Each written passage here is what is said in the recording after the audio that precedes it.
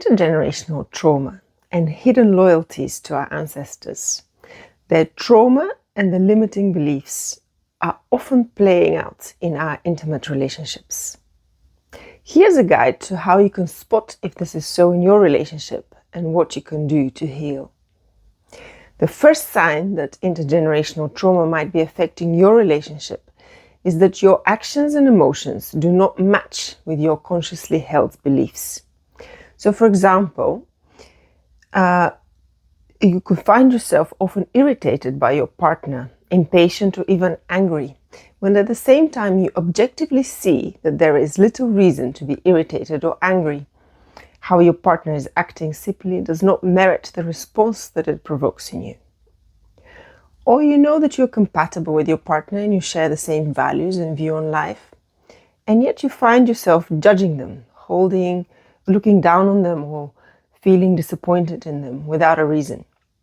This mismatch between your emotional reaction to your partner and the consciously held beliefs about them is a sign that you are unconsciously loyal to the unprocessed trauma of an ancestor, possibly copying the relationship pattern of a parent or a grandparent, even when that does not serve you and is to the detriment of your relationship.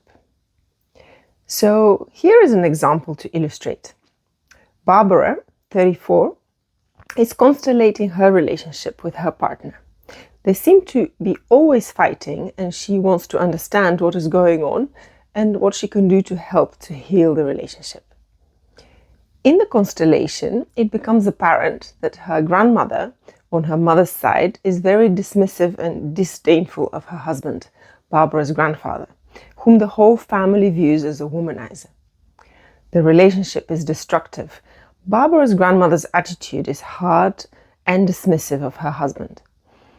Barbara's mother, in the constellation, feels similarly towards her own husband, Barbara's father. Although rather than a combative stance, there is a more cold resignation and distance between them. Barbara sees a lot of her grandmother's attitude in her own attitude towards her partner. It is almost a copy-paste of the behavior and the feelings. She realizes that she has been loyal to this grandmother and has unconsciously taken over her attitude to intimate relationships. In the constellation, she's able to leave the burden of the feelings that belong to the grandmother with her, so that Barbara herself frees herself from this intergenerationally transmitted dismissive attitude towards her partner. She feels she can make a fresh start, and she sees that her dismissiveness has made her partner feel helpless in the relationship. So, at the end of the video, I will give you a step-by-step guide to how you can assess your relationship and heal the intergenerational trauma that might be affecting you. But for now, let's turn to the second sign that intergenerational trauma might be playing out in your relationship. And that is if you find yourself helpless and unable to stand up for yourself within your relationship. There are many variations of the reasons for this, but here is the story of Mark, so you can see how this can play out and how it can be healed.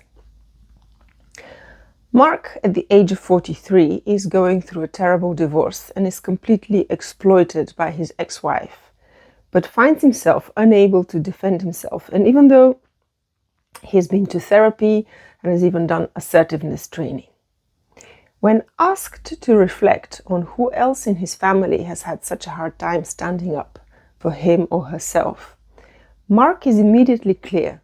My mother, she was not able to stand up to my father.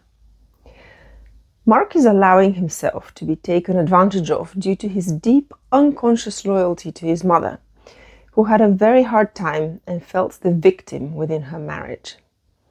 Mark's father carried a deep trauma, having lost his best friend in an accident, and had closed off emotionally.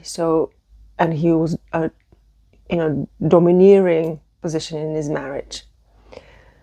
So Mark has again stepped in unconsciously to provide moral support and emotional support to his mother. And he was emotionally unavailable in his own marriage. Mark was able to free himself of this victim attitude by viewing his position through the mother's eyes. She would not want her son copying her resignation. Absolutely not. She wished him luck in his relationships and that he could free himself from this victim-perpetrator dynamics, which came from her family line. And the third sign that intergenerational trauma, and in this case entanglement, is behind your relationship difficulties, is that at a deep level you simply do not allow yourself to be happy. You love your partner and yet you feel trapped in the relationship. Or the basis of your relationship is good, but you feel overwhelmed and want out. What lies at the root of this third category of hidden intergenerational trauma is loyalty to an excluded or forgotten family member. The exclusion can be conscious or unconscious.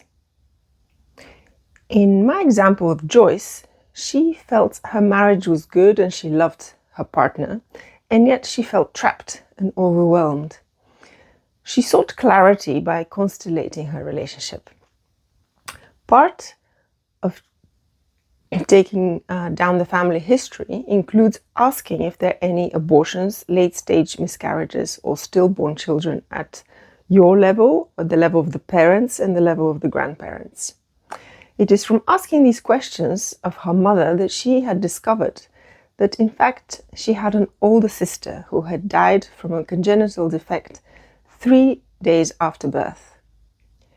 Joyce had not known this, and the parents had thought that keeping this fact secret was in the best interests of all, and it kept them from feeling their pain. However, the consequences were that Joyce felt an inner loyalty to her deceased sister, not allowing herself happiness in her marriage. She was emotionally connected to her sister and unconsciously not available emotionally to her husband. As the deceased sister is given her rightful place in the family and her fate of dying early is acknowledged in the constellation, Joyce feels enormous relief. She feels her connection with her sister without having to compromise her connection to her husband. The unconscious entanglement is broken by being made conscious, and the sister being given her rightful place within the family.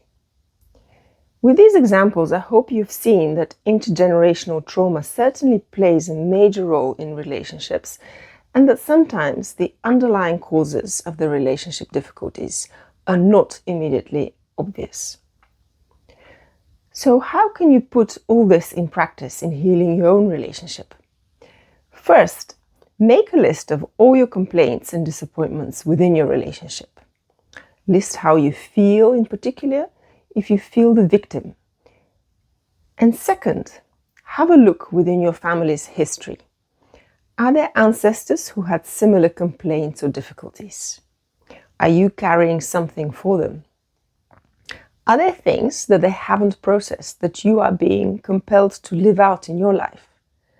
Who else was a victim in a similar situation?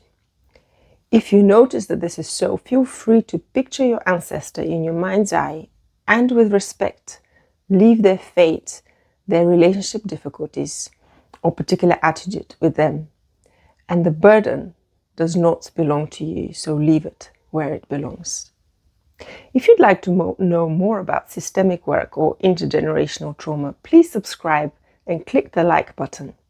And thank you very much for watching.